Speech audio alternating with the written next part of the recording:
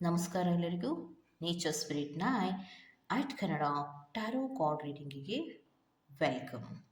ಇವತ್ತು ವಿಶೇಷವಾದಂತಹ ದಿನ, ಶ್ರೀರಾಮನವಮಿ. ಶ್ರೀರಾಮನವಮಿಯಲ್ಲಿ ಯಾವುದೇ ಒಳ್ಳೆಯ ಕೆಲಸಗಳನ್ನು ನೀವು ಶುರು ಮಾಡಬಹುದು. ಓಕೆನಾ? ಯಾವುದೇ ಕೆಲಸವನ್ನು ಶುರು ಮಾಡಿದ್ರೂ ಕೂಡ ಅದರಲ್ಲಿ ನಿಮಗೆ ಸಕ್ಸಸ್ ಅನ್ನೋದು ಇದ್ದೇ ಇರುತ್ತೆ. ಯಾವುದೇ ಯೋಚನೆ ಇಲ್ಲದ ಹಾಗೆ ನೀವು ಶ್ರೀರಾಮನವಮಿಯ ದಿನ ಯಾವುದೇ ಕೆಲಸಗಳನ್ನಾದರೂ ನೀವು ಶುರು ಮಾಡಬಹುದು. ಅದಕ್ಕೇನೋ ತೊಂದರೆ ಏನೂ ಇಲ್ಲ. ಮತ್ತು ಈ ಒಂದು ಮಂತ್ರವನ್ನು ಪಠನೆ ಮಾಡುವುದರಿಂದ ಬಹಳಷ್ಟು ಲಾಭಗಳು ದೊರೆಯುತ್ತೆ. ಈ ಒಂದು ಮಂತ್ರವನ್ನು ಹೇಳೋದ್ರಿಂದ ಈ ಒಂದು ಮಂತ್ರ ಯಾವುದಕ್ಕೆ ಸಮವಾಗಿರುತ್ತೆ ಅಂದರೆ, ವಿಷ್ಣು ಸಹಸ್ರನಾಮವನ್ನು ಪಠಿಸಿದಷ್ಟೇ ಫಲಗಳು ನಿಮಗೆ ಸಿಗತ್ತೆ.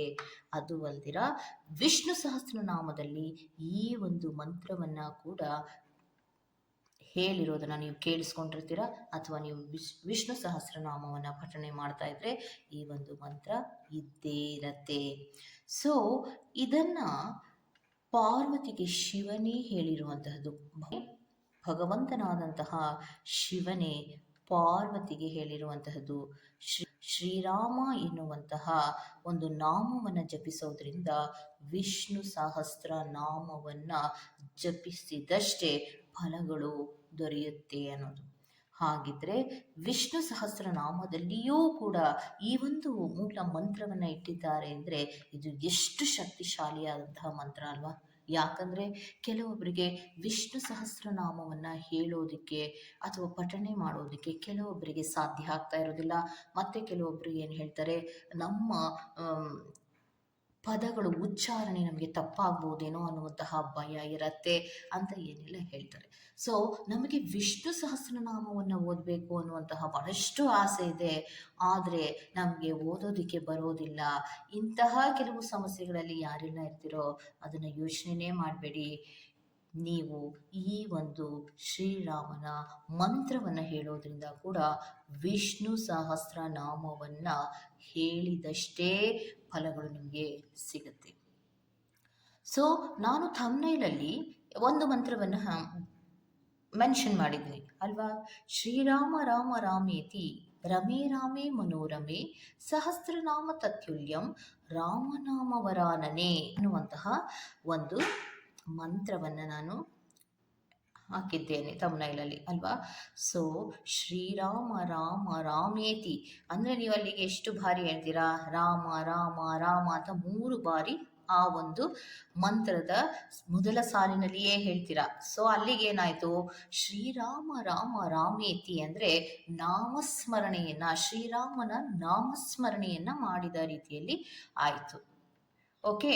ರಮೇ ರಾಮೇ ಮನೋರಮೆ ಅಂದರೆ ರಮಣೀಯವಾದಂತಹ ಮನಸ್ಸು ಆನಂದವಾಗಿ ಇಟ್ಕೊಳ್ಳೋದಕ್ಕೆ ನಾವು ಈ ಮಂತ್ರವನ್ನು ಹೇಳ್ತೀವಿ, ರಮೇ ರಾಮೇ ಮನೋರಮೆ.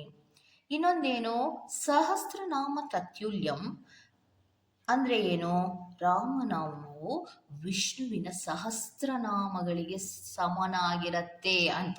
ಸಹಸ್ರನಾಮ ತತ್ಯುಲ್ಯಂ ಅದಕ್ಕೆ ಸಮನಾಗಿರತ್ತೆ. ರಾಮನಾಮವರಾನನೆ ಸುಂದರವಾದಂತಹ ಮುಖದವಳೆ ಅಂದರೆ ಪಾರ್ವತಿಗೆ ಶಿವನು ಹೇಳ್ತಾ ಇರೋದು ರಾಮನಾಮ ಅನ್ನೋದು ಬಹಳಷ್ಟು ಶ್ರೇಷ್ಠ ಆಗಿರುತ್ತೆ. ನೀವು ಅದನ್ನು ಜಪಿಸೋದ್ರಿಂದ ಕೂಡ ನೀವು ವಿಷ್ಣು ಸಹಸ್ರನಾಮವನ್ನು ಜಪಿಸಿದಷ್ಟೇ ಸಮಾಧಾನ ಸಿಗತ್ತೆ, ಅದರಲ್ಲಿ ಪುಣ್ಯವೂ ಸಿಗುತ್ತೆ ಅನ್ನೋದನ್ನು ಹೇಳ್ತಾರೆ.